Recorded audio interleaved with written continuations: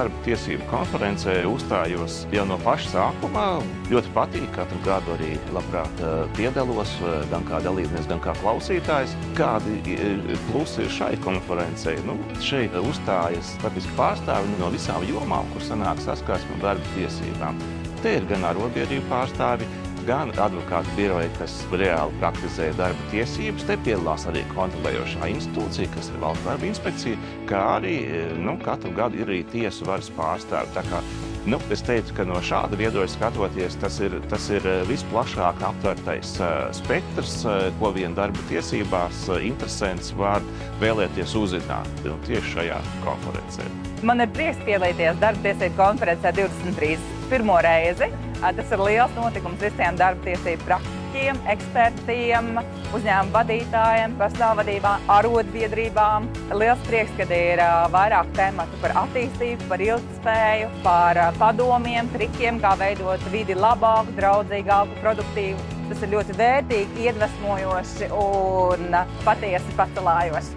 Konferencē piedalos jau 2. gadu, 1. gadu kā prezentētājs.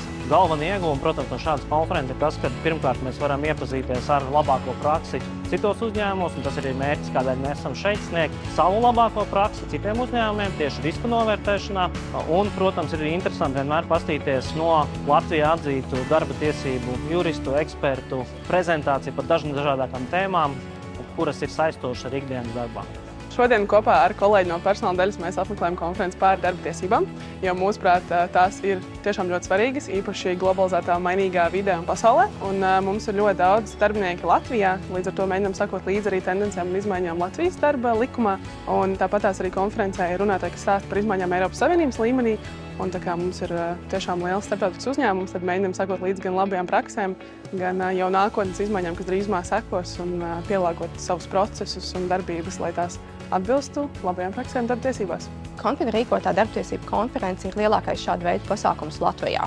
Kā referenti šajā pasākumā ir uzaicināti savas jomas profesionāļi, un man tiešām liels prieks piedalīties to starpā. Kā galveno ieguvumu gan dalībniekiem, gan arī pašiem referentiem es noteikti minētu iespēju iegūt jaunas zināšanas, dzirdēt savas jomas profesionāļu pieredzi un arī dalīties ar savu pieredzi un uzdot jautājumus.